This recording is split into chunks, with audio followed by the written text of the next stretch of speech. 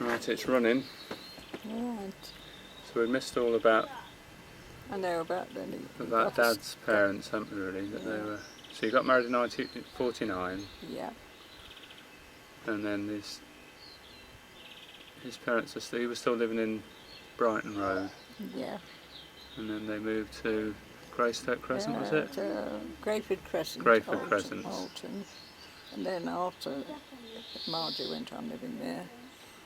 Oh, and then right. after they died, then she moved into Masonette behind us. Maywood Crescent, was it? I can't remember what it was. But you're saying that Dad's dad was the mother died first.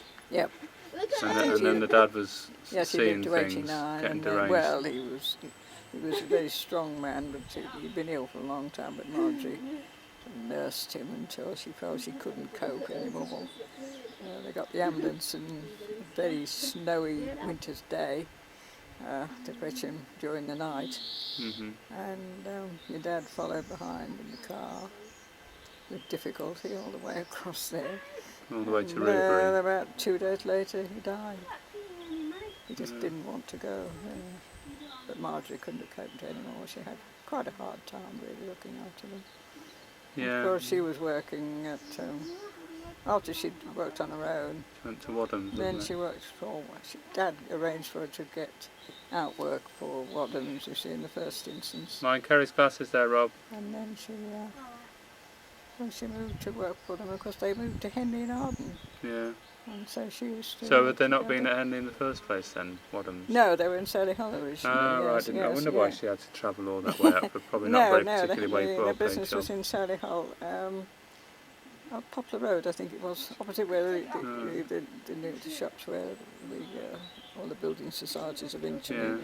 When it was on the other side of the road to there, in the bottom end of the high street, I suppose it was. Yeah, because I suppose Dad's parents must have, having lost 2 sons, Fred moving down to Marnell, That's right. Your dad moving sort of across town to Solihull and sort of just being left with Marge. It must have been that's why I said, that you wanted to get them, out of Brighton Road for years, and, they would shift.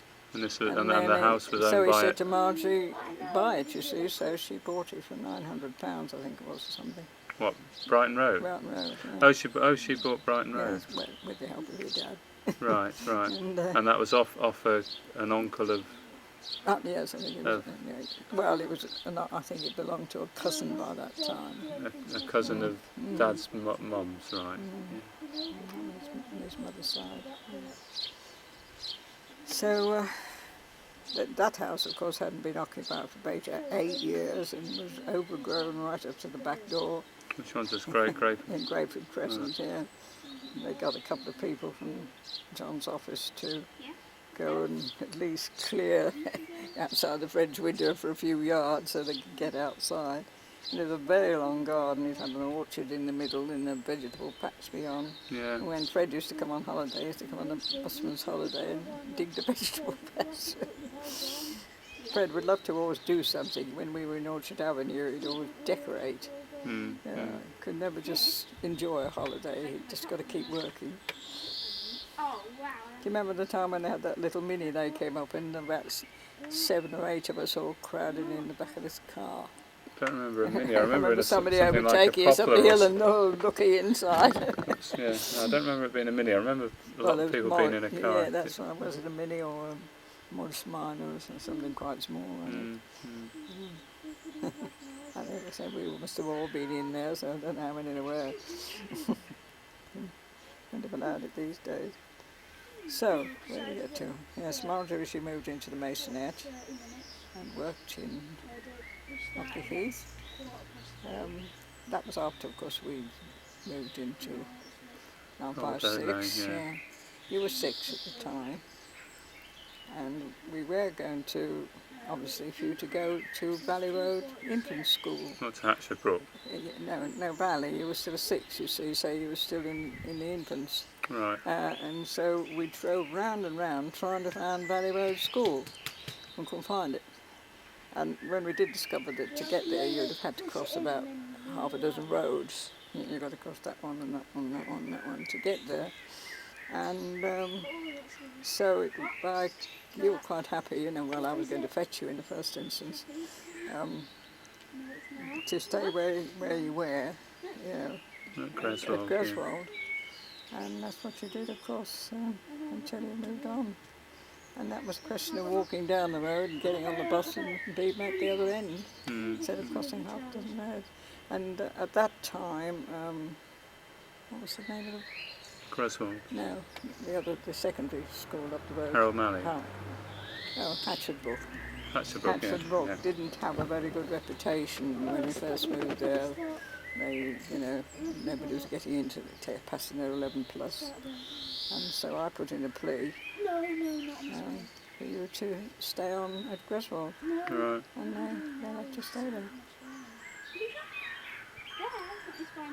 And later I think they changed the headmaster and things changed, but just at that time it's just a bad time.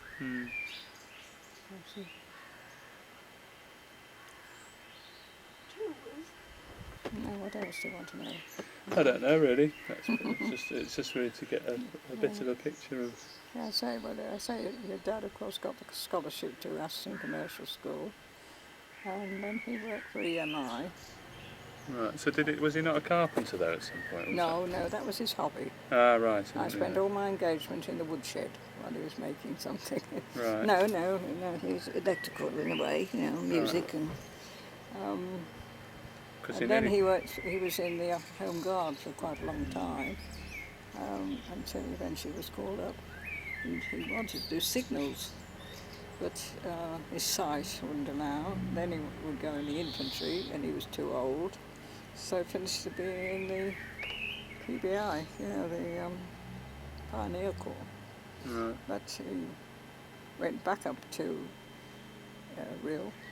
To do his officer training course and got a commission, and then went out to Italy. To Italy, North Africa first of all. Did he? Yes, he was in North Africa. Oh, yes, he went to Algeria. That's and right. then he landed at Salerno in Italy, and I think, of course, he kept saying he used to ride up and down on a motorbike with his legs like mahogany. It was so hot, and did quite a lot with the civil population, really, I think.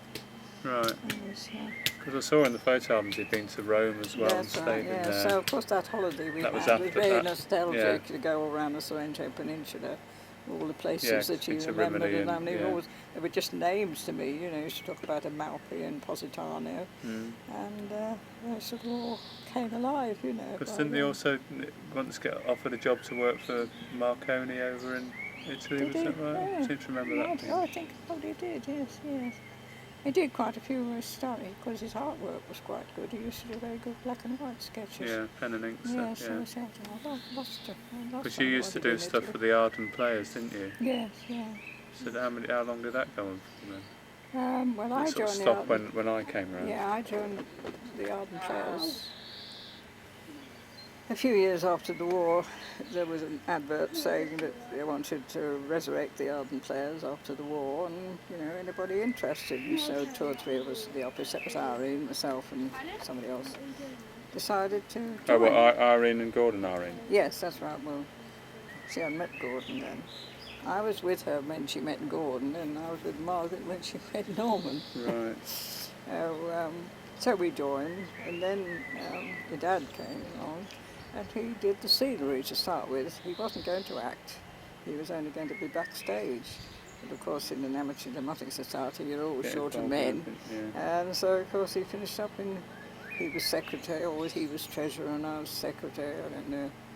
And we were with them about 10 years, and then, I don't know, the usual thing in these committees, you fall out, And John said he was going. I can't remember the subject. So I said, well, I'm going as well. So. Because he used to be in things. Yes, he used to do all those pantomimes. Yes, he wrote those, I think. Did he? Right, yeah. Yes. And also him playing the guitar, and I found out he used to teach it as well. He used to give guitar lessons. Teach guitar. Yes, he made a guitar too. Yeah, he made a guitar. Made an electric one. Did he? Right. No, yes, we used to take the guitar, go round to French and take his guitar with him and play. Did he? Right. So that's when you knew him? Yes, with me. Yeah. I see. And then he stopped all that, didn't he? Well, his fingers he got all this eczema on his fingers. Right, And when right. he hoped when he retired, he'd Yeah, be able take to it up play again. again, but he said, oh, it's no good, my fingers are so rough. Right.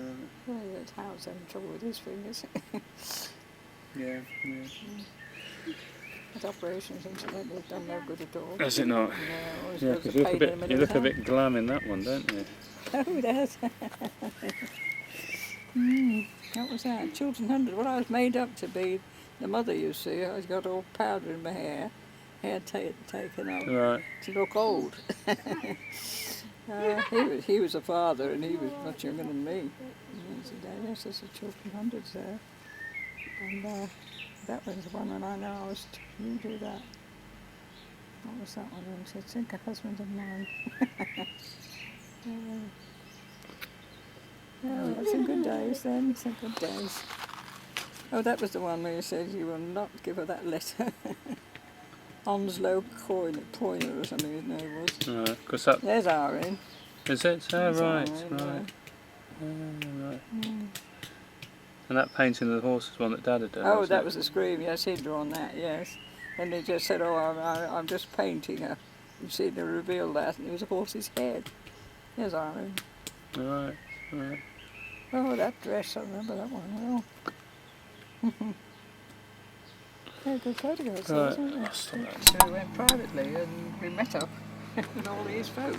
They were absolute folks. Fantastic these people. Oh, there's Narnia on the wedding day. It's their silver wedding about golden wedding in 3 years. time. There's a silver wedding just before your dad died. So where's that? Is that their house there? Chris Nilings. This is a coffee morning at somebody's house here with commercial travellers. I don't know the Foxes. They're quite well to do, Orange family, actually. I think they've got Fern and Stratford. So they're what, the Foxes? The Fox anyway. A place called the Licky Hills. Yeah, I remember the name, Do you yeah. know that? Well, I remember the name, but I can't remember.